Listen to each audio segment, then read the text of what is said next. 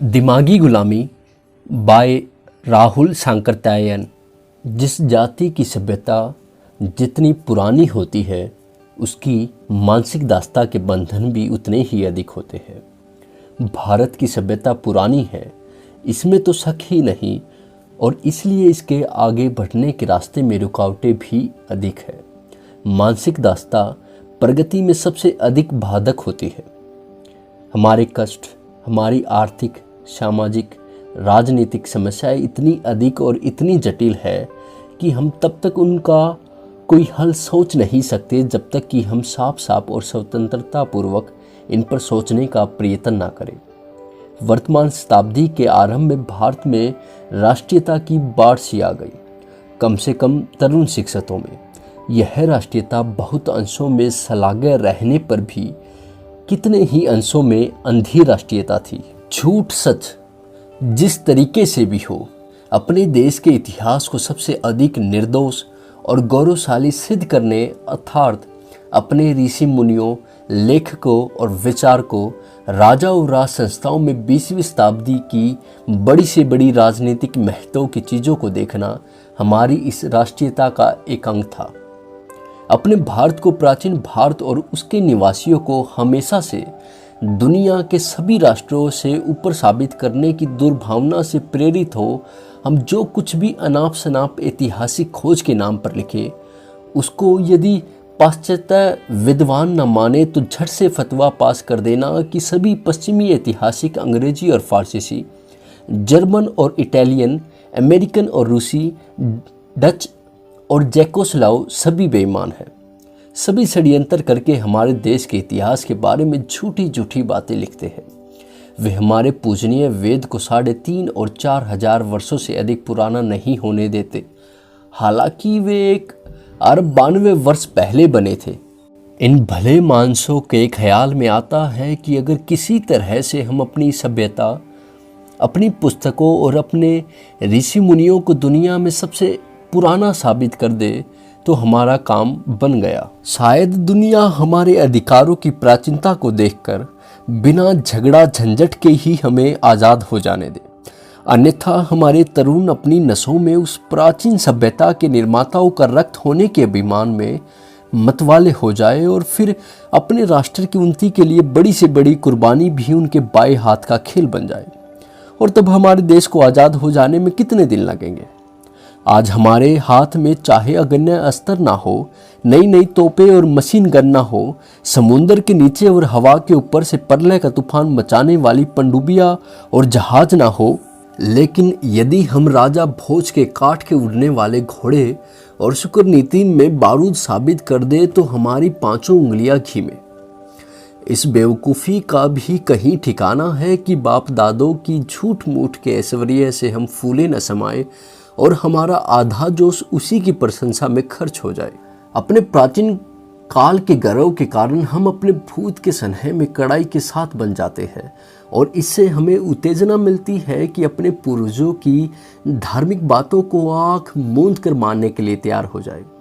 बारूद और उड़न खटोला में तो झूठ साच पकड़ने की गुंजाइश है, लेकिन धार्मिक क्षेत्र में तो अंधेरे में काली बिल्ली देखने के लिए हर एक आदमी स्वतंत्र है। ना यहाँ 16 आना 32 रति ठीक ठीक तोलने के लिए कोई तुला है और ना झूठ सांस पकड़ने की कोई पक्की कसौटी। एक चलता पुर्जा बदमाश है, उसने अपने कौशल, रुपये, पैसे और धोखाधड़ी और तरह तरह के प्रलोभन से कुछ स्वार्थियों या आँख के अंधे काट के पूरों को मिलाकर एक नकटा पंथ कायम कर दिया और फिर लगी हजारों छोटी मोटी शिक्षित और मूर्ख काली और सफ़ेद भेड़े हाँ हाँ कर नाक कटाने। जिंदगी भर वह बदमाश मौज करता रहा। मरने के बाद उसके अनुयायियों ने उसे और ऊंचा बढ़ाना शुरू किया। अगर उस जमात को कुछ शताब्दियों तक अपने इस प्रचार में कामयाबी मिली तो फिर वह धूर्त दुनिया का महान पुरुष और पवित्र आत्मा प्रसिद्ध हो गया। पुराने वक्त की बातों को छोड़ दीजिए, मैंने अपनी आंखों से ऐसे कुछ आदमियों को देखा है जिनमें कुछ मर गए हैं और कुछ अभी तक जिंदा है। उनका भीतरी जीवन कितना घृणित, स्वार्थपूर्ण और असंयत था, लेकिन बाहर भक्त लोग उनके दर्शन, सुमधुर आलाप से अपने को अहोभाग्य समझने लगते थे। नज़दीक से देखिए, ये धार्मिक महात्माओं के मठ और आश्रम ढोंग के प्रचार के लिए खुली पाठशालाएं है। और धर्म प्रचार क्या, पूरे 100 सैकड़े नफ़े का रोजगार है। अधिकांश लोग इसमें अपने व्यवसाय के ख्याल से जुटे हुए हैं। अयोध्या में एक महात्मा थे, उनसे राम जी इतने प्रसन्न हुए कि उन्होंने स्वयं बैकुंठ से आकर उनका पानी ग्रहण किया। हाँ, पानी ग्रहण किया। पुरुष थे पहले, पीछे तो भगवान की कृपा से वह उनकी प्रियतमा के रूप में परिवर्तित कर दिए गए। राम जी के लिए क्या मुश्किल है? जब पत्थर मनुष्य के रूप में बदल सकता है तो पुरुष को स्त्री के रूप में बदल देना कौन सी बड़ी बात। ऐसा परिवर्तन तो आजकल भी अनायास कितनी बार देखा गया है। एक नया मत इधर 50-60 वर्ष से चला है। वह दुनिया भर की सारी बेवकूफ़ियों, भूत प्रेत, जादू मंत्र सबको विज्ञान से सिद्ध करने के लिए तुला हुआ है। बेवकूफ़ हिंदुस्तानी समझते हैं कि ऑक्सफोर्ड और कैम्ब्रिज से गधे नहीं निकलते और सभी जैक और जॉनसन साइंस छोड़कर दूसरी बात ही नहीं करते। इन अधकचरे पंडितों ने अपने अधूरे ज्ञान के आधार पर भूत प्रेत, देवी देवता, साधु पूजा सबको 30 बरस पहले निकले वैज्ञानिक सिद्धांतों से सिद्ध करना शुरू किया। हालांकि उन सिद्धांतों में अब 75% गलत साबित हो गए हैं, लेकिन अभी अंधे भक्तों के लिए उस पुराने विज्ञान के पुट से तैयार किए हुए ग्रंथ ब्रह्म वाक्य बन रहे हैं। हिंदुस्तान का इतिहास बहुत लंबा चौड़ा है ही, काल और देश दोनों के ख्याल से। हमारी बेवकूफ़ियों की लिस्ट भी उसी तरह बहुत लंबी चौड़ी है। अंधी राष्ट्रीयता और उसके पैगंबरों ने हम में अपने भूत के प्रति अत्यंत भक्ति पैदा कर दी है, और फिर हमारी उन सभी मूर्खताओं के पोषण के लिए सड़ी गली विज्ञान की थ्योरियाँ और दिवालिये सवे तांग तैयार ही है। फिर क्यों ना हम अपनी अकल बेच खाने के लिए तैयार हो जाए। जिनके यहाँ वायुयान ही नहीं, काठ के घोड़े भी आकाश में उड़ते हो, जिनके यहाँ बारूद और अग्नेय अस्त्र ही नहीं, मुख से निकली हुई ज्वाला में करोड़ों शत्रु एक क्षण में जलकर राख हो जाते हो, जिनकी सूक्ष्म दार्शनिक विवेचनाओं और आत्मवंचनाओं को सुनकर आज भी दुनिया दंग हो जाए, वह भला किसी बात को झूठा लिख सकता है? तिपाही पर भूत बुलाना, मैस्मेरिज्म, हैप्नाटिज्म आदि के द्वारा पहले वैज्ञानिक ढंग से हमें अपनी विस्तृत होती जाती बेवकूफ़ियों के पास ले जाया गया, और अब तो विज्ञान पारितोषिक विजेता लोग सरे मैदान हरसुराम और हरिराम भ्रम की विभूति बांट रहे हैं। आखिर जब नोबेल पुरस्कार विजेता ऑलिवर आज भूतों प्रेतों पर पुस्तकें लिख रहा है और कसम खा खा कर लोगों में उनका प्रचार कर रहा है, तो हमारे इन स्वदेशी भाइयों का कसूर ही क्या? अभी तक शिक्षित लोग फलित ज्योतिष को झूठ समझते थे, लेकिन अब उसके भी काफ़ी अधिक हिमायती हो चले हैं। वह इसे पक्का विज्ञान मानते हैं। ज्योतिषियों की भविष्यवाणी को छापने के लिए हमारे अखबार एक दूसरे से होड़ लगा रहे हैं। 27 अगस्त की सर्च लाइट एक ज्योतिषी महाराज की मौसम संबंधी भविष्यवाणी को एक प्रधान पृष्ठ पर स्थान देती है। फिर पूना में लाखों रुपए खर्च करके इसके लिए यंत्र और विशेषज्ञ रखने की क्या ज़रूरत है? स्वदेशी का ज़माना है, कांग्रेस का मंत्रिमंडल भी हो गया है। ज्योतिषियों को चाहिए कि एक बड़ा सा डेप्यूटेशन लेकर मुख्यमंत्रियों से मिले।